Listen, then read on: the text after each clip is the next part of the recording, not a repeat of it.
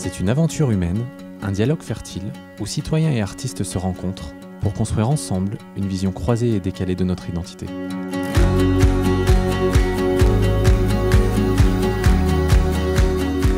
Initié par 3 communautés de communes, la Coplère, Pays d'Urfé et Valdex et Isable, ce projet ambitieux est soutenu par le ministère de la Culture, la région, le département, la CAF et l'Éducation nationale.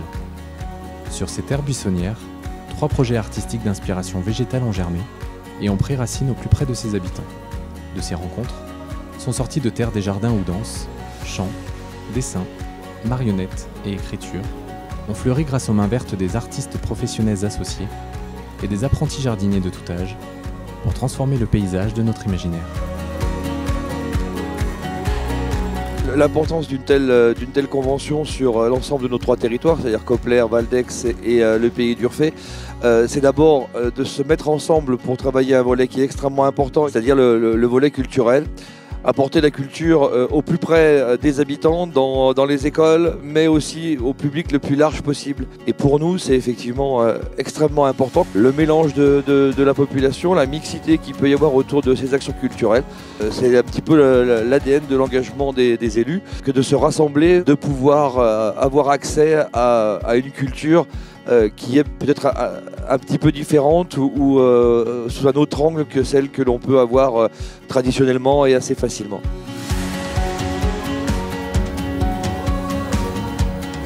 Les jardins nous enchantent. Jardiniers à notre tour, nous pouvons les enchanter de notre présence, de nos chants et de nos créations. Les musiciens et chanteurs de l'école de l'oralité, la plasticienne Catherine Chanteloube et la chorégraphe Virginie Barjonnet ont accompagné les élèves du territoire pour créer leurs propres jardins enchantés. Pour nous, ce qui est intéressant, c'est que tous les projets de l'école de l'oralité sont co-construits, donc vient aussi s'inscrire dans une histoire de territoire. Et donc l'idée, ça a été vraiment de répondre à l'identité de ce territoire qui est rural et en même temps qui est plein de richesses de jardins intérieurs, de jardins de dernière courbe, peut-être de jardins imaginaires. Et on s'est dit que c'était intéressant au travers de la littérature musicale, en particulier de nos répertoires. Au Moyen-Âge, le jardin est très très présent dans la littérature musicale.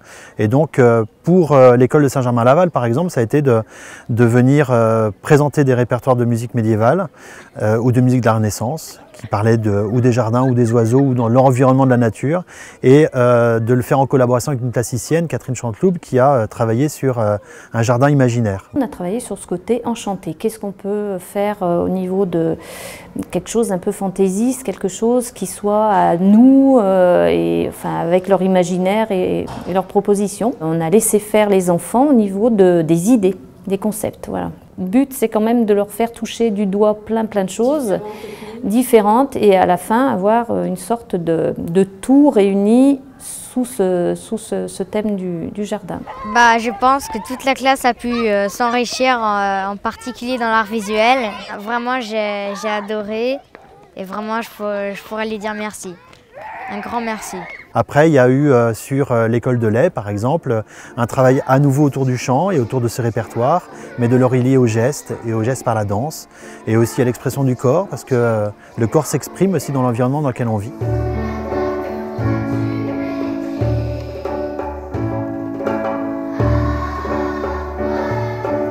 L'intérêt pour les enfants dans ce genre de projet, c'est de rencontrer une artiste, voilà, et ça leur a apporté aussi de la rigueur et d'être dans le rôle d'acteur.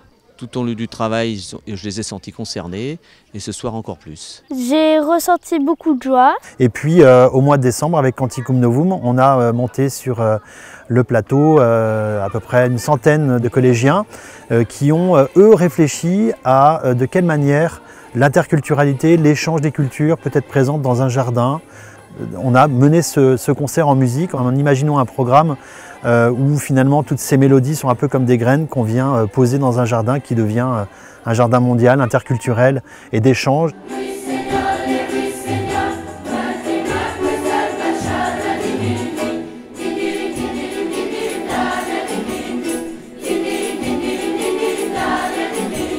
Alors l'intérêt pédagogique, c'est que les élèves découvrent le monde du spectacle, découvrent des métiers en rapport avec le spectacle. J'ai adoré. Ça a aidé la classe à se souder en fait et que chacun a dû trouver sa place là-dedans. Ils ont gagné en confiance en eux, il me semble, en écoute, en concentration aussi. On s'est fait de nouveaux amis vu qu'il y avait ceux du Breuil, du collège d'à côté. Du coup, on a pu parler avec d'autres gens et c'était très sympa. Le fait de collaborer avec le collège d'à côté, ça a été très important, je pense, et pour les élèves et pour nous. Et puis la rencontre finale, le fait que ça se concrétise sur scène et qu'ils aient un aboutissement de leur travail, que ce ne soit pas simplement des heures de cours et qu'il y ait un projet final, ça a été primordial.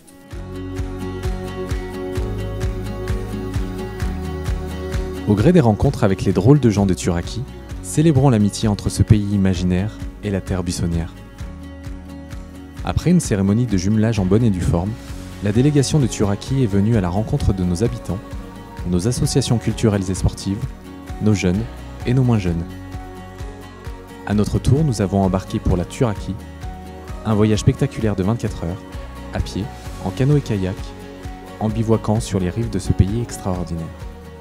Au nom du gouvernement de Turaki, nous sommes, comme on dit, comblés de joyeuseté, de chaleurosité. Non, mais c'est vrai que c'était pour nous une semaine super de se promener comme ça, déjà dans tous ces beaux endroits. Et puis surtout dans ces rencontres très différentes. Parce que entre les différents spectacles, 3 spectacles différents, les ateliers d'écriture, toutes ces choses-là, ça a fait vraiment pour nous, une vraie promenade poétique dans laquelle emmener la population, emmener les habitants. Et c'est vraiment ça, ce qui nous intéresse, c'est vraiment de pouvoir emmener des gens qui ne connaissaient pas la Turaki et qui n'ont pas forcément l'habitude d'aller au théâtre. On est très attachés, nous, à aller vraiment sur les territoires, à les rencontrer la population. Et ici, on a vraiment eu cette chance d'avoir une grande qualité d'organisation et d'accueil. C'est pas pour passer de la pommade, c'est vraiment, sincèrement. Et on a été dans plein de lieux très agréables, très touchants, je trouve, à chaque fois. Imaginons de rester ainsi, assis au bord du fleuve, pour observer ces amours complexes. À faire venir des personnes comme le Turak, des compagnies qui sont quand même très professionnelles et qu'on voit surtout en ville, du coup dans nos petites campagnes, du coup c'est très très bien. Un ravissement, c'était magnifique, on passe vraiment du rire aux larmes, et puis on se sent tellement redevenir enfant quand on voit ça. En plus une équipe très agréable. En Turaki, pour la Loire, pour le croire. Je connaissais pas cette partie des gorges de la Loire. Du coup, c'était chouette pour la découverte du château.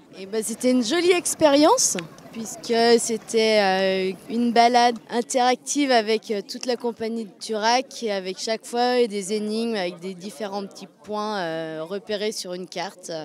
Très bien, un dépaysement complet au fil de l'eau, imprévisible, atypique, voilà. Toute cette Turaki qui emmène dans les rêves et la poésie, très très bonne réalisation. Oui, je peux donc conclure par un proverbe particulièrement adapté qui est vive la Turaki libre et égaux en droit. C'est-à-dire pouvoir comme ça aller partout, rencontrer tout le monde avec ces projets de taille multiple. Merci et merci pour cette chaleurosité. Munie de ses carnets et de son engin roulant, Carole Schex a sillonné nos chemins de campagne à la rencontre des jardiniers de tous horizons. Avec eux, elle a constitué son jardin ambulant, illustré, coloré et participatif. Ça m'intéresse toujours les regards croisés par rapport au collectif et au participatif et ensemble, dans une même direction. Et mon carnet ne suffisait pas pour collecter des gens, des jardiniers, des jardins. Donc on a co-inventé une cabane de chantier qui a été le point d'ancrage des différents endroits.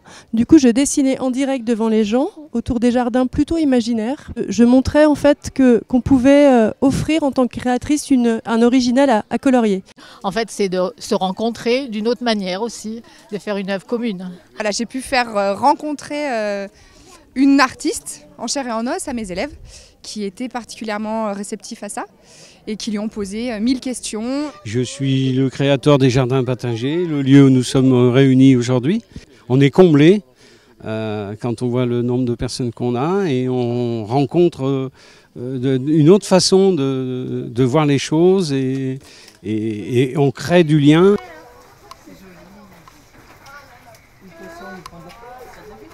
j'ai fabriqué un permis de colorier mobile sur du papier, donc qui a été déroulé d'endroit en endroit. Donc là, j'avais besoin en fait des prescripteurs, des prescriptrices, des médiateurs et des médiatrices qui allaient des élus à des bénévoles, des bibliothécaires, des animateurs, de plein de gens différents, en centre de loisirs, en EHPAD, en bibliothèque, et chacun avait entre 1,50 m et 2 m à dérouler et à colorier pour après faire un grand jardin mobile. Pour moi, c'était très intéressant de travailler avec une artiste professionnelle et puis surtout de faire voir la bibliothèque autrement et de faire voir la bibliothèque dans un autre lieu. Et puis les portraits, les originaux, puisque c'est des illustrations originales qui ont été exposées, réexposées dans différents endroits. Mais moi j'aime bien aussi sortir du musée, sortir de la galerie. Et du coup ça m'intéresse aussi de montrer qu'on peut aussi investir des lieux comme des granges, comme un pré pour faire un musée éphémère. Eh ben, c'était déjà très intéressant. J'ai vu Carole en train de faire ses dessins, en fait en musique, avec les instrumentistes derrière, inspirés par ce qu'elle voulait. Et puis la musique, ça c'était très intéressant.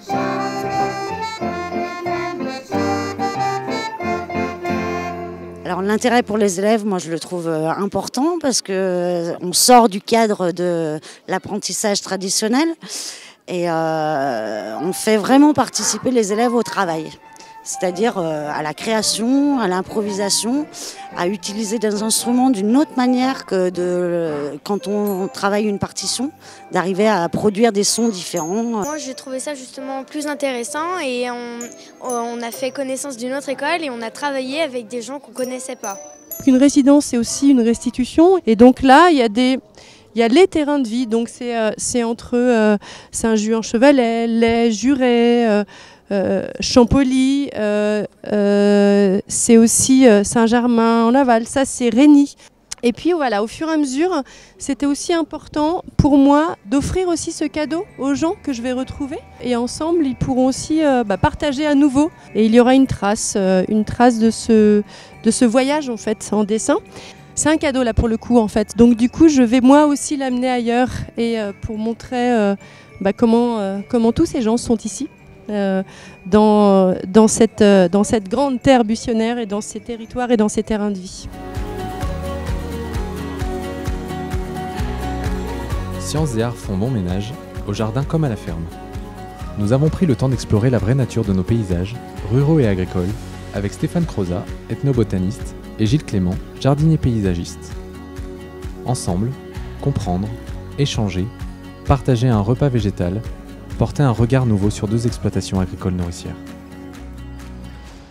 Alors pour nous, Terre Buissonnière, ça a vraiment été l'occasion de travailler avec d'autres partenaires. Historiquement, nous sommes basés sur la Coplère et nous avons pu travailler aussi avec d'autres territoires et une ferme partenaire qui se situe à Crémeaux, avec chez Fabienne Vernet à la ferme d'à côté. Et nous avons accueilli dans ce cadre le CRBA, donc le Centre de ressources de botanique appliquée.